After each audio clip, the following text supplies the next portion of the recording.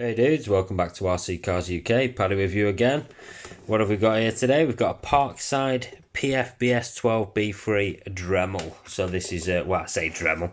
It's a rotary tool. We all know them as Dremels. I switched from using official Dremels to sort of knockoff ones quite a while back now. Gone through a number of Chinese ones recently. Saw this at Lidl. These are $16.99 each. And you get a little kit with it. You get all your little bits and bobs in there. Most of this stuff's pretty useless, to be honest with you. Your grinding stones, polishing stones, stuff like that. Wire brushes, these are pretty decent, but they don't last 2 minutes, these things. But they're pretty decent if you're doing little brazing projects and stuff like that. Cut-off discs.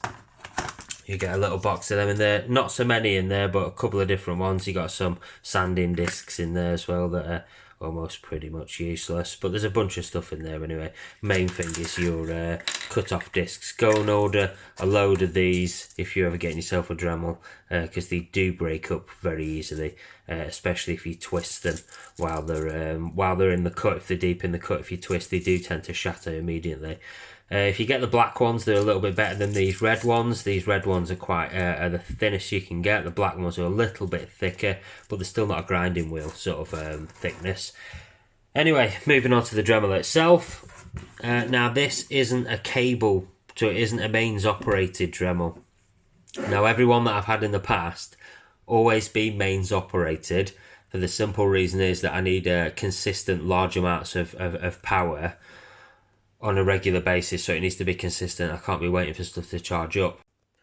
So moving on to the battery, this is obviously a 12 volt lithium ion battery that's in here. It's a 1300 milliamp battery, 12 volt. Lithium ion, like I said, so it's a lithium ion poly, but it's a roll wrapped and not stacked, obviously. I'm guessing from the size of this in my hand, there's possibly 2 or 3, I'd say probably 3 13650 batteries that we all know and love, connected up there. This is just a pos and neg here, yeah, so the balance board's clearly inside here anyway on a little PCB charger. You get a lot more lifespan out of your battery by hooking it up to a proper hobby grade charger, rather than using your normal USB charger anyway. So something like this is a great hobby grade little lipo charger, lithium polymer and stuff like that, lithium ion polymer. It'll do PB batteries, NIM, NiCads and all sorts of stuff for it. So it'll do up to about 4S, I think, 4S. But yeah, anyway, if you're going to get something like a rechargeable one, if you've got a hobby grade charger, fantastic, because they're a lot more efficient. You can see what's going on anyway with the battery resistance. Full battery meter, full specs on your battery there, so how much you put in, how much you're taking out and stuff like that is easy to work out. So if you are going to go and get a rechargeable, a couple of rechargeable sort of power tools, go and get yourself a little charger. These were about 30 quid, I think. I bought mine at RC Octane from John Finch. Thank you very much, Finchy. And yeah, so back to the Dremel itself. You can see that there's a battery meter here on the side that gives you a rough indication of what's going on. Don't know whether you can actually use this while it's plugged in, actually. Perhaps we should give it a try and see if it actually comes on whilst it is plugged in. Yes, it does. So maybe it can be mains operated as well. It's got a very low RPM on that. Let's turn it all the way up.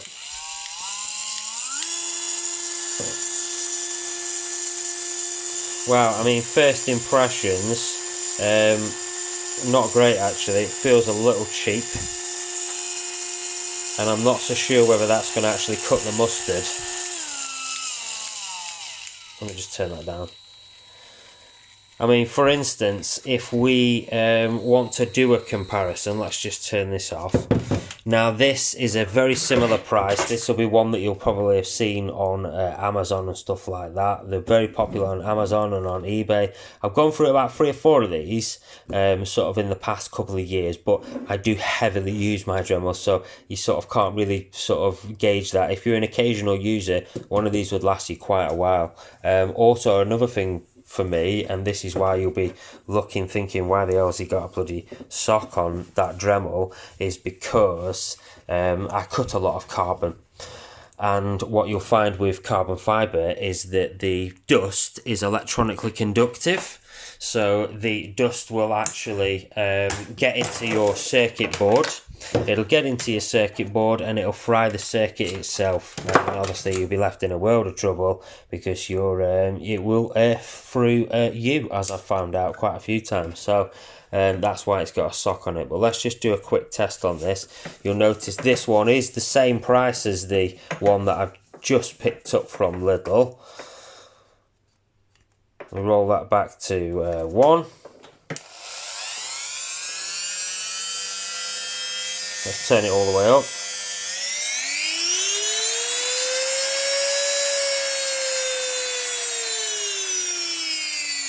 So you can see straight away more, I can feel the torque of the motor more. The motor's running a lot quieter as well, actually.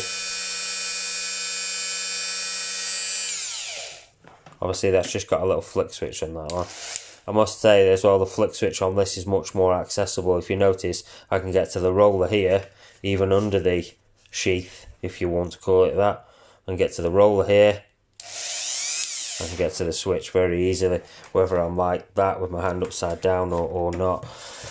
This one is a little bit of a faff with the switch being on the bottom. You've got to be really dexterous. You can't really get that with it. It's just impossible. So you've got to sort of hold it like that. Obviously, you might have 2 hands free, but I'm assuming with your other hand, you're probably going to be holding something in a pair of pliers or whatever anyway that you're cutting, unless you're cutting it in a vise or whatever. But yeah, there you go. You may well be.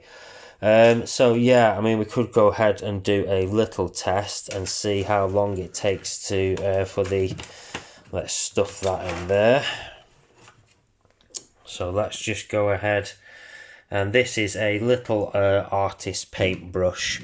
So let's unplug this and let's give it a whirl. Let's switch it on first. We're gonna have to turn this all the way up, I think. Now the battery's saying green, but it's not had a proper charge.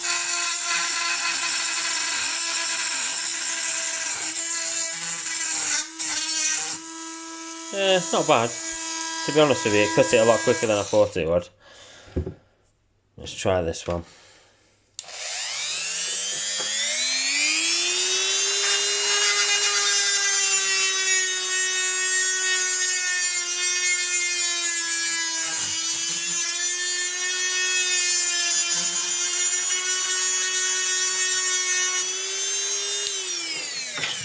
Yeah, so about the same really, actually. I was expecting it to struggle, but obviously don't forget this is just cheap wood.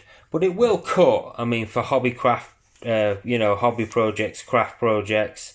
I'm not tying that up properly anyway. For hobby craft projects and stuff like that, yeah, I mean, it's decent really. For the price that you pay for it, $16.99, it's not too bad, you know. For at this price level, you can't really expect too much, can you? It's got quite an okay feel in the hand. If it was me and you were doing anything like cutting metal, spindles or little pipe, or especially stuff like steel, if you're moving on to steel, or any grinding if you're doing some welding and stuff like that, drilling, I would seriously consider going and get yourself a decent mains one. But you know, as I say decent, it's as cheap can get really. So like I said, horses for courses, these are okay. Yeah, if you're doing any serious cutting, I'd go and get yourself a corded one. But you know, as things go, for a cordless one, $16.99 with a kit, not too bad really. Pretty impressed. Thanks for watching, guys.